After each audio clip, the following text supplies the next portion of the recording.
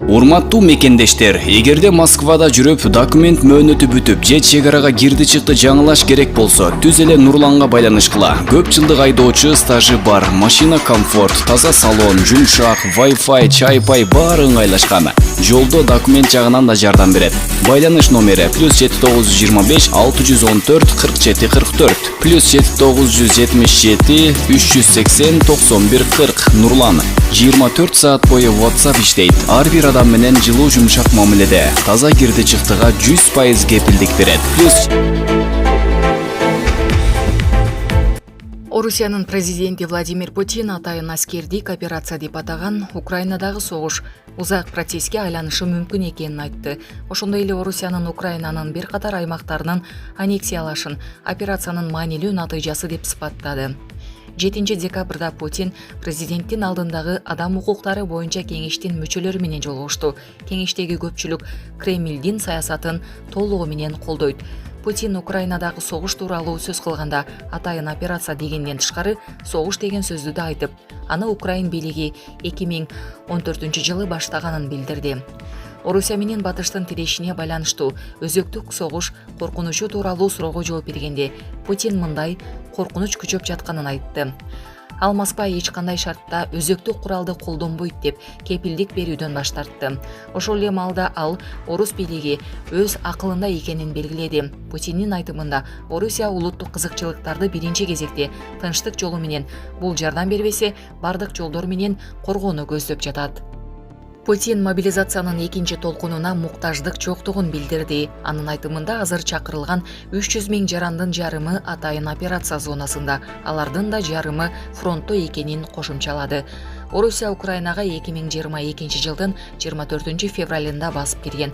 Москва андан бери Донецк, Луганск, Запорожье жана Херсон облустарынын аймактарынын бир бөлүгүн көзөмөлгө алып, аннексияланганын жарыялаган. Украина мурда орус аскерлери басып алган аймактардын бир бөлүгүн кайтарып алууга жетишти. Москва Украинанын 4 облусун аннексиялап алганын дүйнө тааныган эмес. Булак азаттык. Өзбекстанда бензиндин кымбатташынан улам жүздөгөн май куюучу жайлар жабылды. Коңшу Өзбекстанда күйүүчү майдын кымбаттаганына байланыштуу жүздөгөн май куюучу жайлар жабылды. Бул тууралуу Өзбекстандын жергиликтүү басылмалары жазышты. Маалыматка ылайык, Өзбекстан бийлиги бааны жогорулатып, сапатсыз продукция саткан 299 ишканага бензин берүүнү токтотту. Мындан тышкары 2000ден ашык май куюучу жайларга суткасына 3200 тонна бензиндин ордуна 4000 тоннадан ашык бензин берилет. Май куюучу жайларда убактылуу чектөөлөр бензиндин кымбатташына алып келбейт. Буга чейин Өзбекстан май куюучу жайларга газ берүүгө тыюу салганы маалымдалган. Аны көзөмөлдөө райондун акимдерине тапшырылган. Булак супер кежи.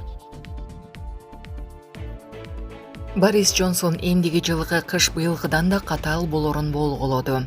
Улуу Британиянын экс-премьер-министри Борис Джонсон россиялык газдан көз каранды мамлекеттер үчүн кыш оор болорун, бирок кийинки жылы кырдаал мындан да катаалдаша турганын болголоду. Мурунку өкмөт башчынын макаласы Wall Street журнал басылмасына жарыяланганын РИА Новости жазды.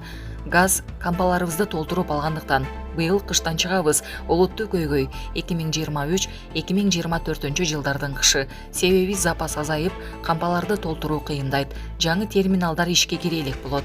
Азыр Европанын айрым мамлекеттери деңиздеги шамал энергиясын түзүүгө жан үрөп жатат. Бирок аларда кийинки жылга чейин даяр болбойт деп жазган Джонсон. Экс-премьер мындай жагдайда Украинага каражат бөлүү бир топ оор болорун белгилеп, бирок буга карабастан Киевке колдоо көрсөтүүнү улантууга чакырган. Россия Украинада атайын операциясын баштаган соң, Батыш Москвага карата этап-этабы менен санкциянын 8 пакетин киргизди. Арасында жеке тараптарга тиешелүүсү да, экономикалык чектөөлөр да бар. Мындай абал Европа менен АКШнын өзүндө электр энергиясынын, отун жана азык-түлүктүн кымбатташын шарттаган. РФ лидери Владимир Путин Россияны ооздуктоо жана алсыратуу саясаты Батыштын узак мөөнөттүү стратегиясы экенин, санкциялар дүйнөлүк экономикага катуу сокку урганын белгилеп келет. Анын айтымында Батыштын негизги максаты миллиондогон адамдын жашоосун начарлатуу. Россияда Батыштын бардык кысымына туруштук берилери эскертилип келет. Булак Спутник кежи. Тажикстандан Кыргызстанга мыйзамсыз 2,5 миң тонна лимон алып келе жаткан жаран кырмалды. Лейлик районунда аткейшилик жүк ташып бара жаткан унаа кырмалды. Бул тууралуу улуттук коопсуздук боюнча мамлекеттик комитеттен кабарлашты. Маалыматка ылайык кызматкерлер аткейшилик жүк ташып бара жаткан Mercedes-Benz Sprinter унаасын токтотушкан. Текшерүү учурунда унаадан 2,5 килограмм лимон табылган. Аткейшилик жүктү Тажикстандан Кыргызстанга кыргыз жараны алып келе жаткан. Алдын ала маалыматтар боюнча аткейшилик жүктүн баасы 300 000 сомдон ашкан. Тиешелүү документтер толтурулгандан кийин кармалган жаран жана жүк кошумча иликтөө иштерин жүргүзүү үчүн компетенттүү органдардын кызматкерлерине өткөрүлүп берилди деп билдиришти УКМКдан. Булак Супер Кежи. Дүйнө кубогу. Айсулуу Тыныбекова америкалык балбанга жеңилип калды. АКШнын Каралвилл шаарында өтүп жаткан күрөш боюнча дүйнө кубогунда кыргыз балбаны Айсулуу Тыныбекова америкалык балбанга жеңилип калды. Тыныбекова алгачкы беттешинде кытайлык балбанды 4-0 эсебинде жеңген. Андан кийин америкалык Кайла Миракл аттуу балбан кыз менен кескелип 9-3 эсебинде жеңилүү ызасын тартып калды.